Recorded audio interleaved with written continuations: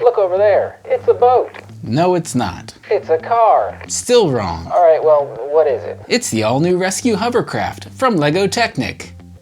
And you would know that if you'd been paying attention at all this entire time, because this is like the 20th take that we've tried, and now we have to do another one. From the top.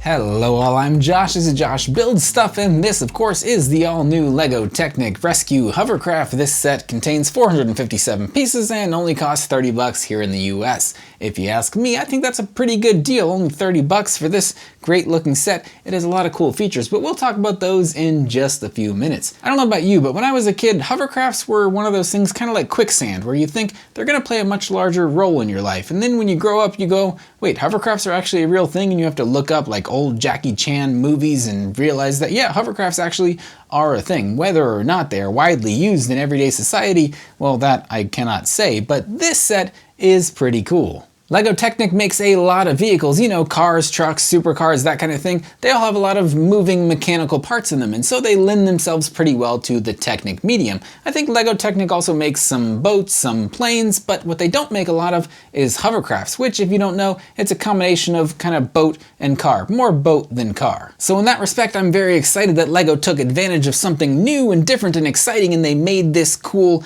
Technic hovercraft. And they built in a bunch of cool moving mechanical parts to this relatively small set, all of which we will talk about right after we build it.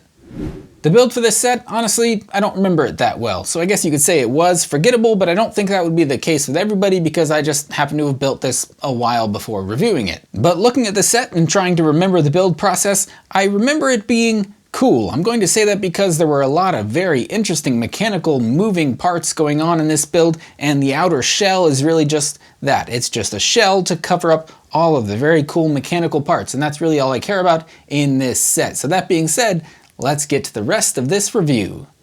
Let me ask you something. What is a hovercraft?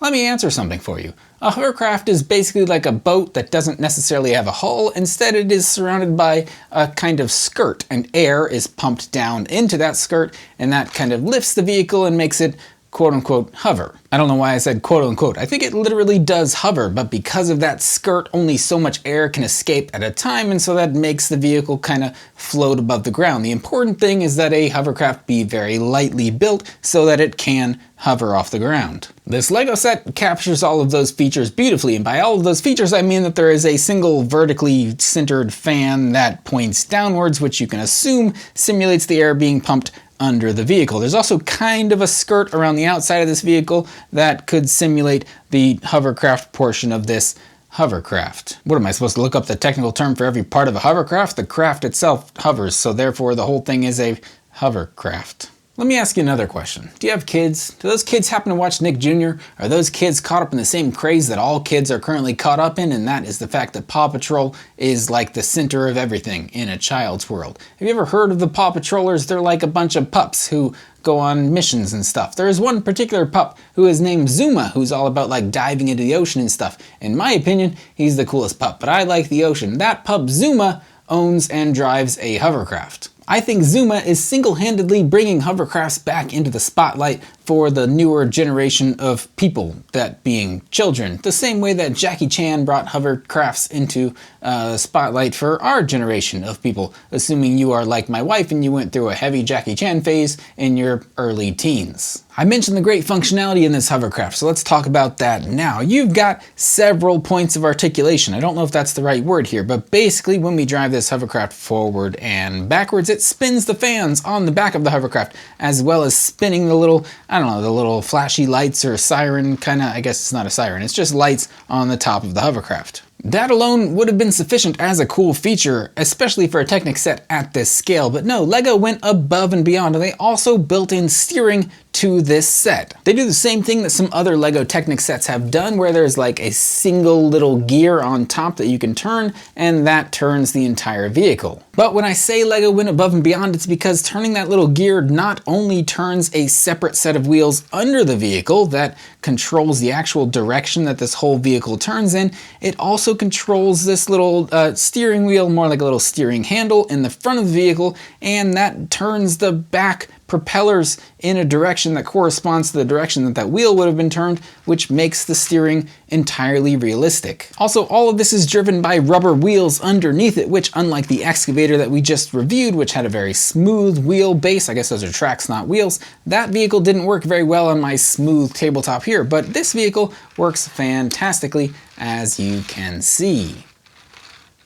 Mechanically, I never know all the right terms, but what it looks like is going on here is that we've got a steering column and a drive shaft and a drive train and whatever else, some kind of transmission or something. Probably not a transmission, but there's a lot going on under the scenes here, behind the scenes here, under the sea here, under the sea. There's a lot going on under the chassis of this vehicle that is cool from a mechanical standpoint. So the mechanics here are my main like of this set. There are other things I like too. I like the general aesthetics of this set. I like the use of the tube type pieces. I think they fit in well in kind of a hovercraft, kind of a boat, aquatic vehicle kind of aesthetic. I like the orange color. Not only does this mimic Zuma's color and I guess Nickelodeon's color because Paw Patrol is on Nickelodeon, but I like the orange color because LEGO is trying to create some kind of story out of this set because they call it a rescue hovercraft, not just a regular hovercraft, and so I guess you would like a high visibility vehicle, but overall I like the orange color as an aesthetic. I like that LEGO captured that skirt look around the outside of this vehicle, even though it actually rolls on wheels. I like the propellers on the back of this thing. It makes it look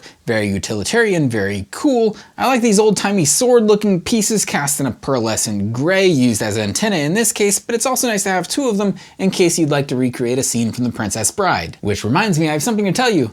I am not left-handed. So that's all the stuff I like about this set. It's a pretty extensive list. Can you guess the one thing I don't like about this set? Yeah, it's the stickers. Unfortunately, almost every large Technic plate piece here that could be used in other MOCs or for other purposes, not that I build other MOCs, but unfortunately all of the large orange pieces in this set happen to be covered in stickers. Now I know, I don't need to put every sticker on every LEGO set just because LEGO says to, but personally as a reviewer, yeah, I guess I'll call myself a reviewer. As a reviewer, I like to portray a LEGO set as close to the vision that I think LEGO had for their own set as possible. And so that, unfortunately, sometimes includes all the stickers. But I'll be darned if you think I'm about to cover this big, beautiful Ecto-1 model in a bunch of rust stickers. I don't care if your vision had this thing covered in rust. That's not my vision, man. My vision is this beautiful, clean, pristine Ecto-1. I'm just saying, LEGO's vision doesn't always align with my vision, or the fans' vision. Releasing an Ecto-1 covered in rust is kind of like releasing a new DeLorean set, but only the version after it had just gotten smashed by a train at the end of Back to the Future 3. That's not really the DeLorean that we all want. That's like releasing a Razor Crest that had just crashed on an ice planet and had a bunch of holes in it that got poked by a bunch of ice spiders.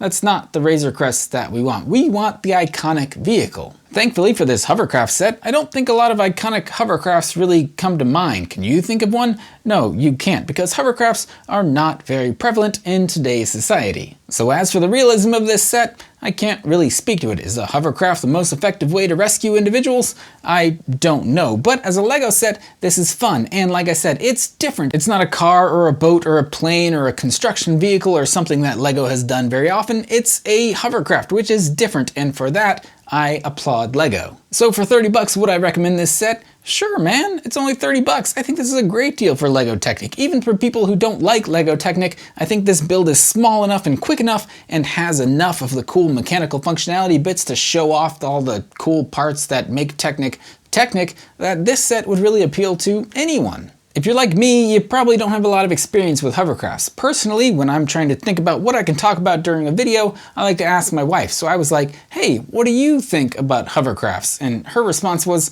Josh, please don't buy a hovercraft. Which really only put the idea in my head, and I was like, it's a vehicle that can drive on land and on water? What could go wrong there? But it was probably a valid question because we did happen to just review a new excavator and a new McLaren Senna and a Jeep Renegade and a couple of monster trucks, and if anyone would like to buy a new excavator or McLaren Senna or a couple of monster trucks, check out the Austin general area Craigslist and maybe you'll find my listings. That's all I can think to say about hovercrafts right now, but let me know what you think about this LEGO Technic hovercraft in the comments down below. As always, thanks so much for watching. I hope you enjoyed this video. If you did, be sure to like, subscribe, and tell your friends. But in this case, don't necessarily tell your friends only because you know that I need YouTube revenue in order to pay for a plumber to fix a broken pipe in my front yard, because the good news is I dug a bunch of holes myself and I fixed the pipe myself. So I don't need to actually call a plumber. So don't worry about watching the LEGO Technic excavator video that we just put out talking about that broken pipe, because I have fixed that problem myself. I am a DIYer. But I guess you can still tell your friends about this video if you think this is something that they would enjoy, and I hope you have enjoyed this, as I've already said. Again, thank you so much for watching. I'll see you next time.